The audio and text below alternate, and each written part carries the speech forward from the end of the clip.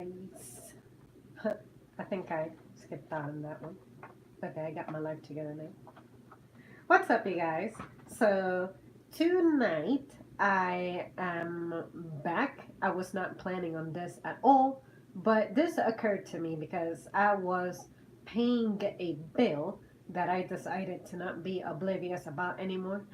It's not like it's early or late for it, it's just that I have a plan.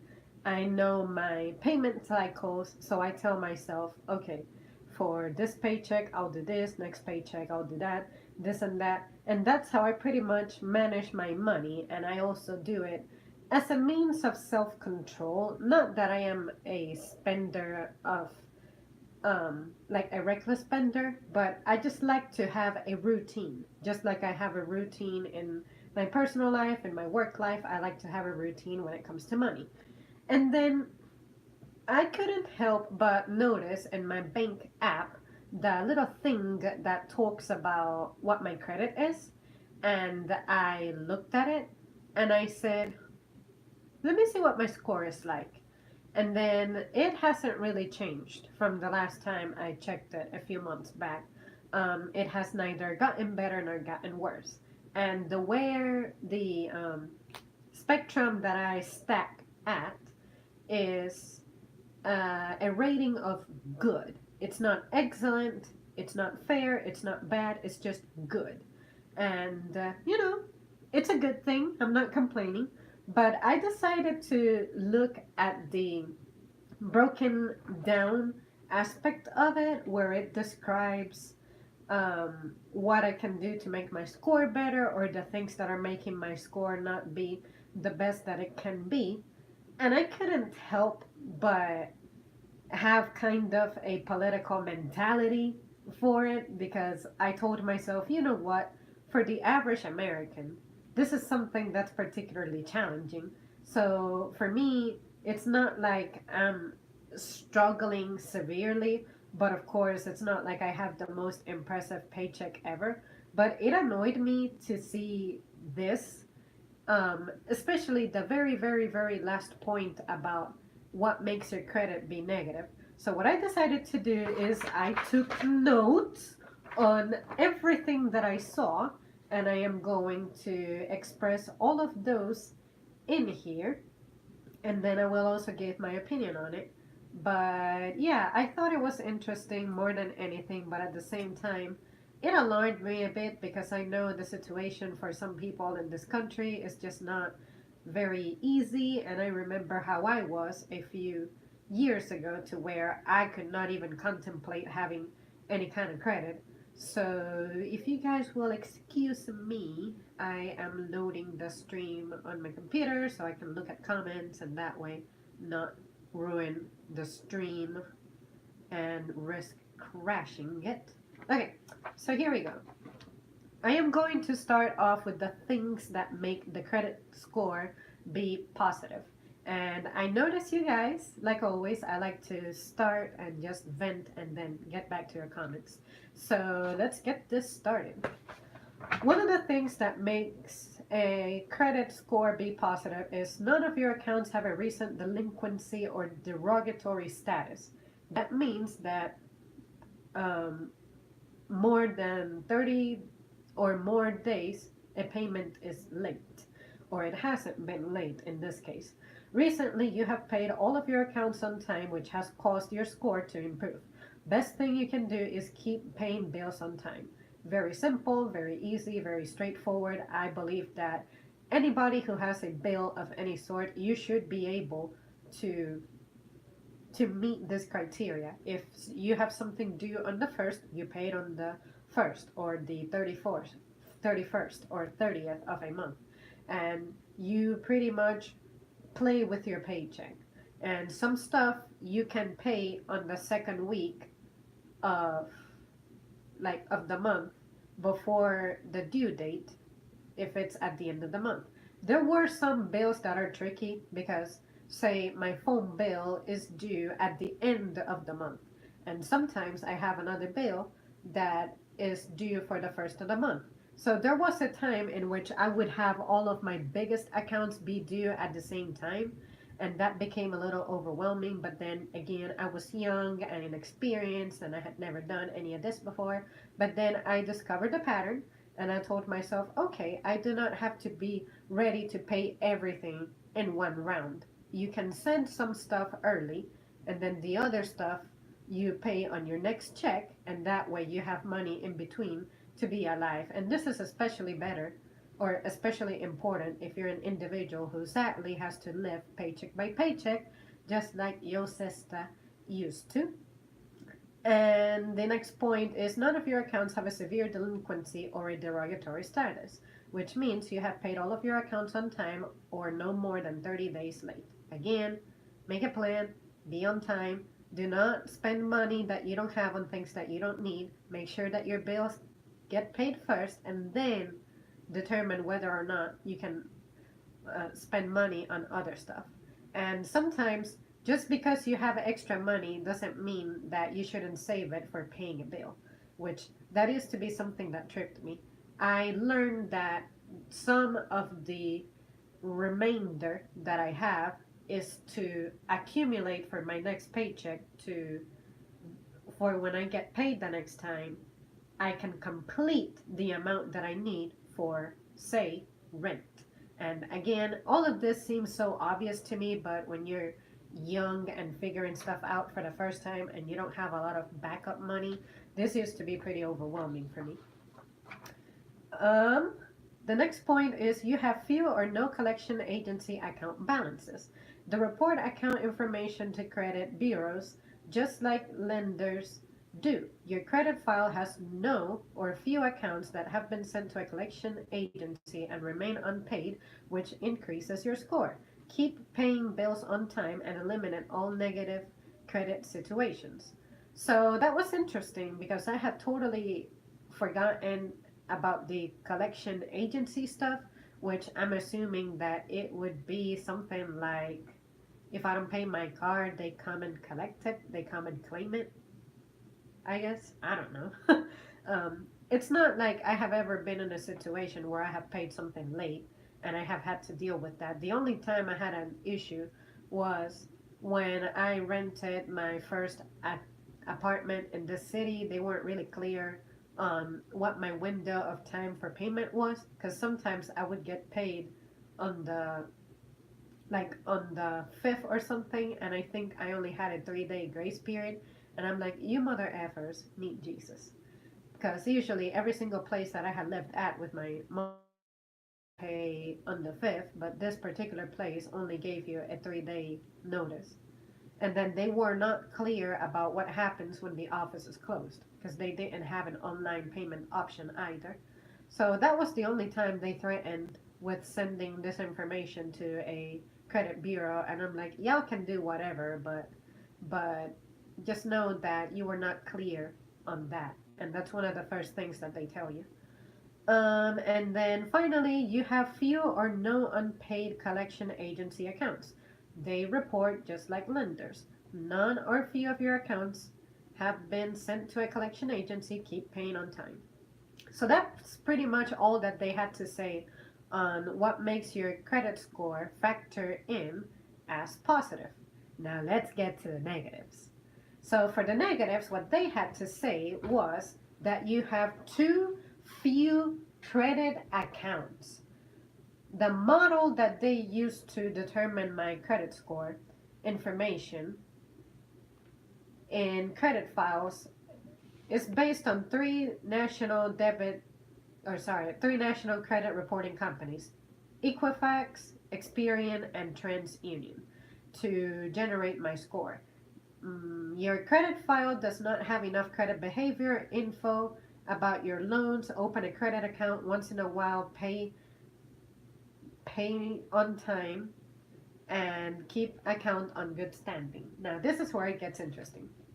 I personally have never had a credit card, and my father recommended to me when I was like 17 to get a card and just do very, very small credit transactions and pay them immediately, and that way I can show the bank that I have a behavior and a record with dealing with credit.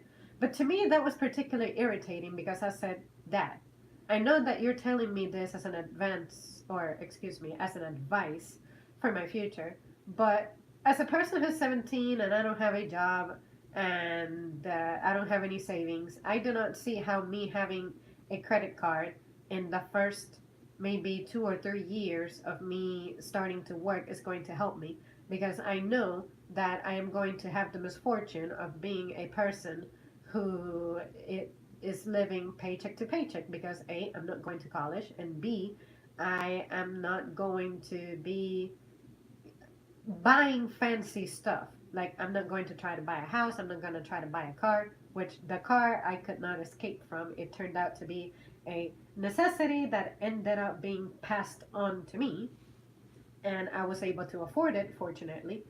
But basically, I needed my mom's help to get my car, which is all right. And then to get her car, I asked her if she would not mind putting me as a co-signer because that way we could get a better, like, with the little bit of credit that I had, we could get kind of a better deal on it and thus negotiate the price and whatnot on what to settle for her car. And then at the same time, she's going to be paying for it, which means that it's going to aid my credit because my car ended up not being under my name. It was solely under her name because I could not legally be the owner of this vehicle because I did not have a license. But to me, it's annoying that they're trying to force you to get indebted in credit just so that you can prove that you're actually good with money. And I'm like, no, one way that you can prove that you're good with money is by actually staying away from debt.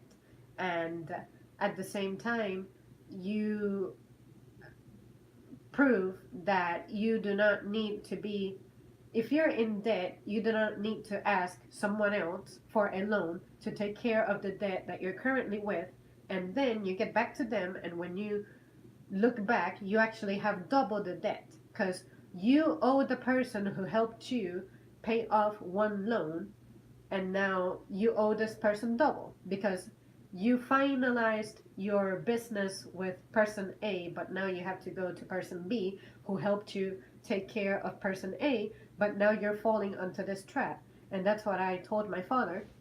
If my financial situation is not going to be one that's predictable and one that's reliable, I do not care for a credit card. I would rather just have very little and with debit, paying in debit, I know exactly what I can afford and what not, as opposed to me paying for, say, groceries, and then let's say that the due date for me paying my minimum credit card bill is on the 15th. What if on the 15th I literally don't have a lot with me? And that happened to me so many times between the years 2015 and early 2017. I would look at my bank account and I was in tears because I was a few cents of being zeroed out or being in the negatives. And I told myself, wow, I cannot even afford to eat lunch at work. So, because I foresaw that my situation was going to be unpredictable, I said to myself, I am never messing with credit unless I have a plan for it. And it's guaranteed that I can pay for it. I know that I can make a limit on my credit card, like say my cap is going to be $500, but again, I do not want to fall for a trap. There is nothing better than not being able to spend money that isn't yours. Credit cards are just that. It's not your money, it's the bank's money, and you're going to be spending it to attend to some of your financial situations, but then the surprise is going to show up at any time. Anything can happen, something unforeseen can happen. I would have a credit card just to assist me at paying for, say, my car breaking down, and the bill far exceeds what I can pay in debit. But anyways, it gets better, and I'll be able to illustrate my point a little better. And then the next point is lack of sufficient relevant bank card or revolving account information. These include credit cards and charge cards from a bank that are frequently revolving accounts. I have never heard what a revolving account is, but I'm assuming that it's something that is kept alive and you're constantly generating transactions under it. And revolving accounts allow you to carry a balance, and your monthly payment will vary based on the amount of your balance. The credit score model relies on the stuff that I just mentioned, Equifax and all that. Your credit file does not have enough credit behavior information about your balance, bank card, or revolving accounts. Open this type of account once in a while, make payments on time, keep account in good standing. And again, I cannot get involved in a business that I know I cannot afford. So this is kind of a trap. It's like what I imagine credit cards sold for college kids is like. They promise you that it's affordable and that there is no way that you can drown in this type of debt, but then you keep loaning and taking loans and taking loans and taking loans and taking loans, and then you end up drowning in debt. And that is the trap I did not want to fall for. I'm like, I will start getting, and for some reason I crashed there momentarily. But anyways, all that I was saying is that unless I can be assured that I can handle all that, I'm not interested in being involved in such a business. And of course, there's not going to be any record of me having a credit behavior because I have not initiated a credit card, and I have good reasons to not have a credit card, which is as someone who is working in the retail industry and I never know what my paycheck is going to be like. I do not like to be having my debts exceeding my actual income. And then the date that you open your oldest account is too recent. Credit file containing older accounts will have a positive impact on your credit score because it demonstrates that you have experience managing credit. Only open credit when you really need it. Aim for established accounts instead of new ones. And this is the thing that sickens me about this country. Who ever talked about this in school? No one absolutely explained any of this. No one ever taught you how to buy a car and what loans mean, how banks work. All of this I had to learn on my own when I had the necessity of having a bank account for my paycheck to go into. I used to use the company card. Like, it's not a company card, it's like the company is affiliated with someone, and then that card, I swear it said that it was free, but it turned out to have maintenance fee. And I'm like, no, those maintenance fees are outrageous. I barely make any money to be having money taken away from my account just for this service. So then I decided to go to a bank and see what kind of criteria they can offer that I can meet so that I don't have to be penalized for having my account. And usually, from what I remember, the type of account that I have is if I make a certain amount of money that gets deposited into my account, it's completely free. But if I fall under, then I get charged a certain percentage or something like that. I get it. Banks need to make money. They're an institution, they're a business. They have to make money somehow, and loaning is the way that they do it. But at the same time, they have these hidden fees, and that's what I like to ask about up front. Because I did not want to go through that experience of being charged for maintenance fees when the other card swore that me having money in there wasn't going to cost anything. And I'm like, okay, anything in life that I hear that doesn't cost anything, I know that somewhere, somehow, I or someone is paying for it. Be upfront about it. And then here, it also said that you needed to have like an older account, and like maybe my credit account is too recent or something. And I'm like, for a young person, it is going to be recent. But I guess some people have the privilege of their parents having extra money to be able to open up an account for you to individually be building on your credit, which, I did not have that privilege. But to me, it's just crazy that this is starting to sound like when you apply for a job and they expect for you to have an outrageous amount of experience. And I'm like, y'all need to let me go, you know? And then the last one is the one that I'm particularly interested to get to, and that's the following. You have either too many accounts with late payments or do not have enough loans to provide sufficient information about your credit behaviors. Late payments are a proven indicator of increased risk. People with late payment are at risk of being overextended, putting existing credit with lenders at risk. Pay bills on time every time. If you're behind on a payment, catch up as soon as possible. And this was particularly annoying because, again, for the average American, it's going to be very easy to not find the idea of opening uh, accounts in which they are loans. It's not going to be appealing because we're struggling for money. But at the same time, that's how this business works, you know?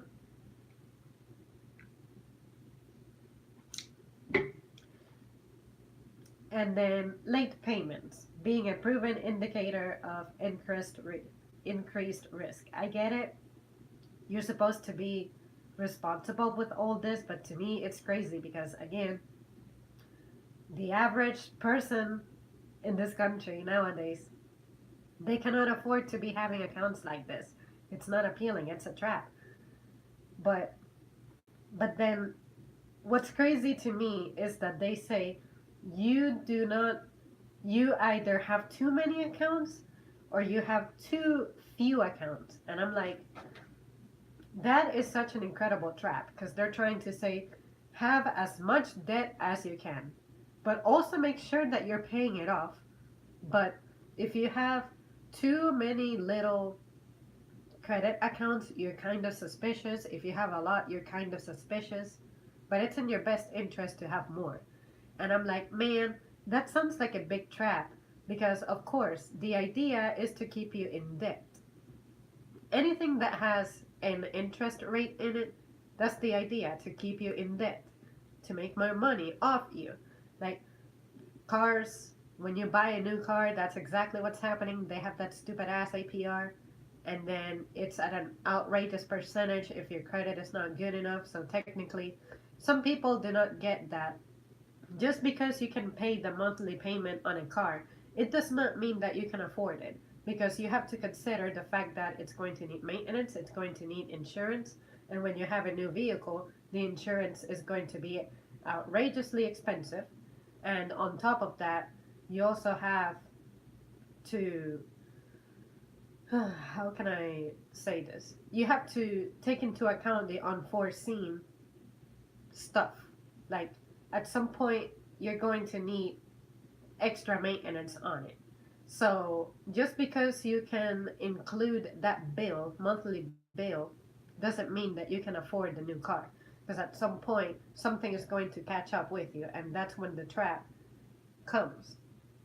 You're going to start asking for loans, and you're going to be given those loans, but at the same time, you're going to find yourself being too tight to set any kind of money aside to address those loans.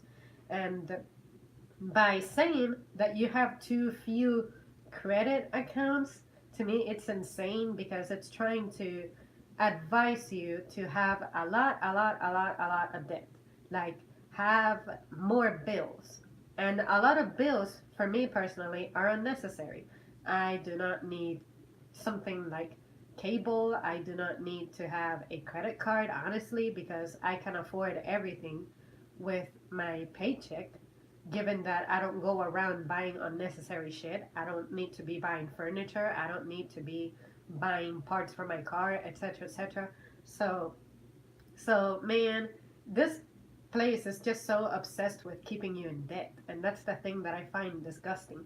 What is wrong with someone like me? I do not need to be involved in this business a lot, but you're saying that I'm a person who am of high risk to lend to, and therefore you're going to impose a big APR on me because you think that I'm someone who's at high risk. Like, no, just because I do not have a lot of debt doesn't mean that I'm at high risk. It just means that I know how to not fall victim to unnecessary stuff. I'm not a materialistic person.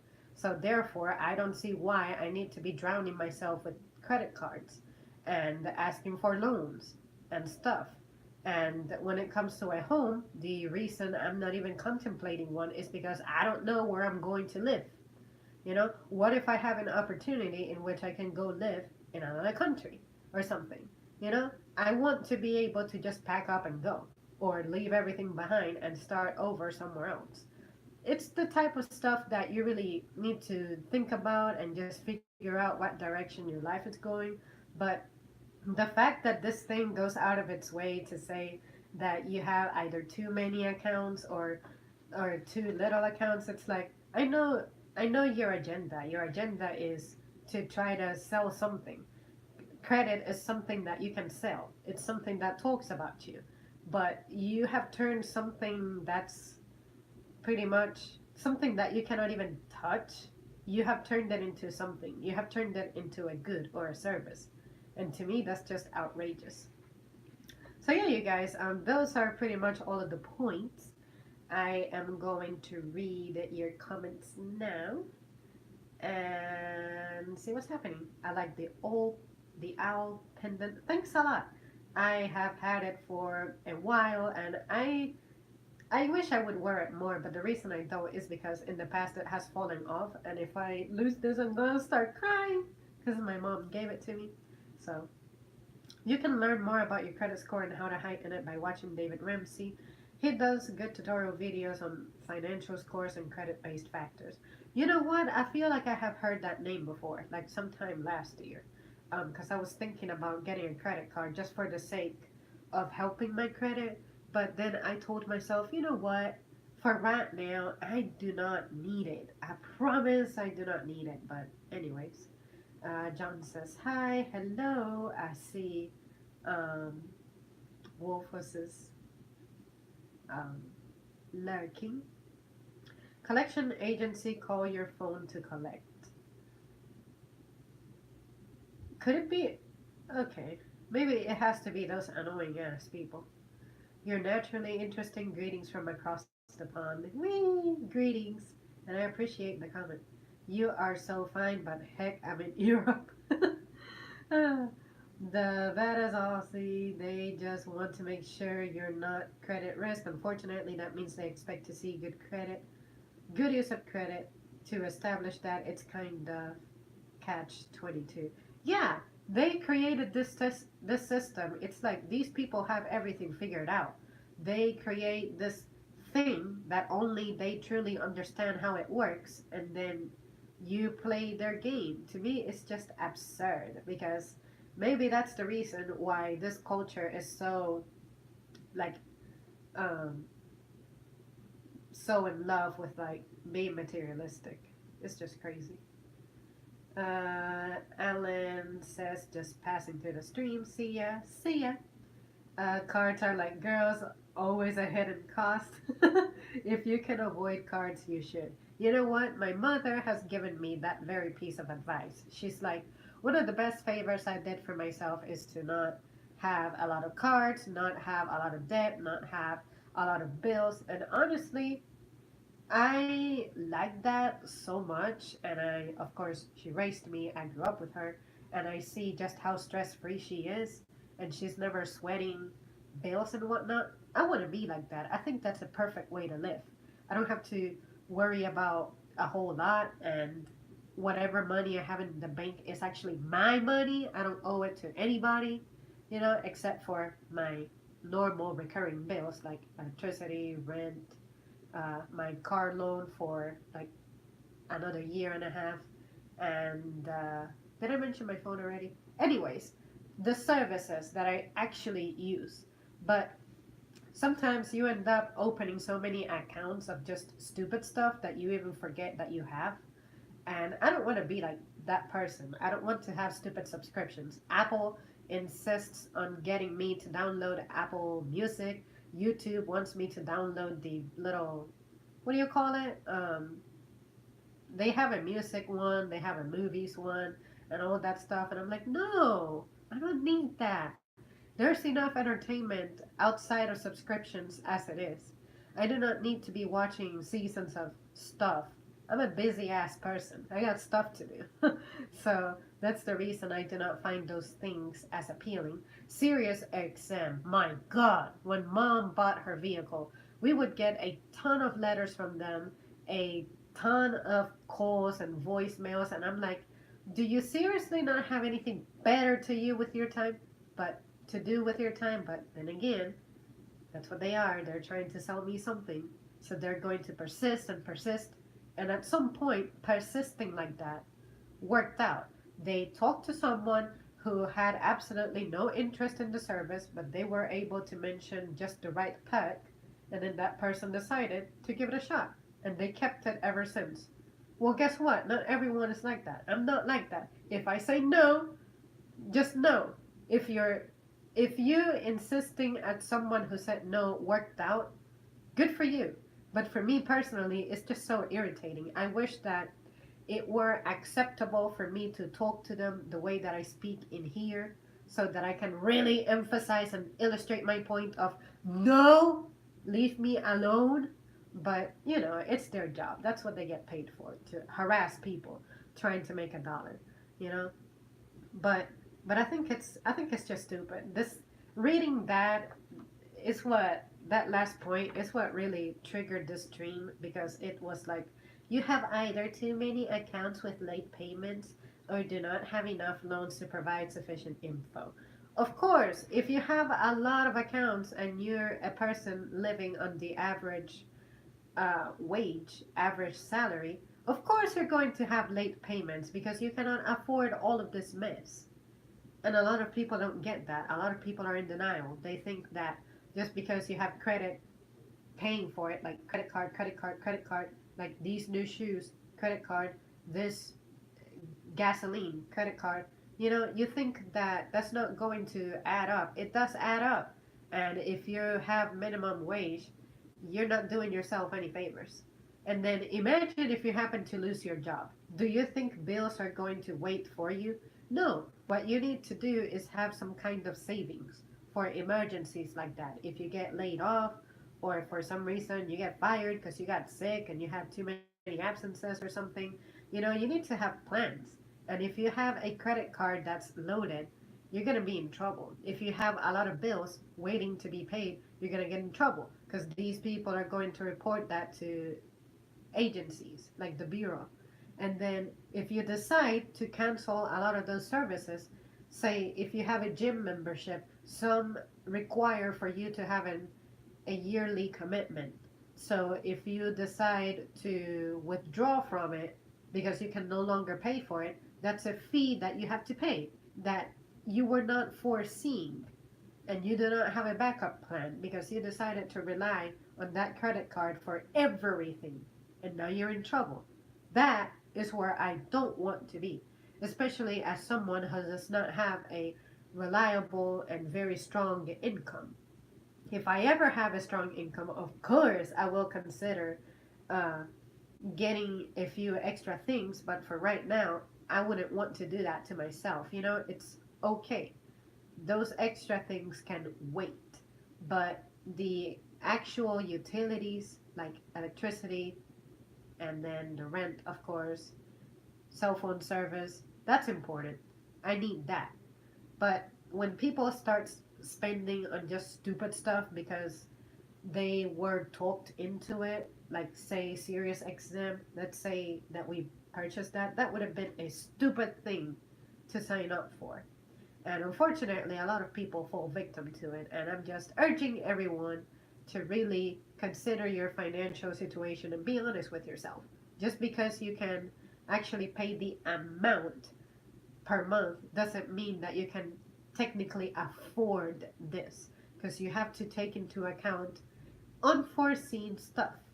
And that's when a lot of times people end up in trouble and they end up having to ask friends and family for support, and it gets messy. Don't be that person. Don't land yourself in hot water. Alright, guys, that's pretty much all that I have to say. Let me know if you have any additional thoughts, anything that you would like to share, or any advice in general just for anyone who may not be too wise about this. What would you tell them? And how would you help someone build up their credit? And if someone has ruined their credit, what would you recommend they do to improve it? And bankruptcy and all that. This is the stuff that they should really teach in school, but of course they don't.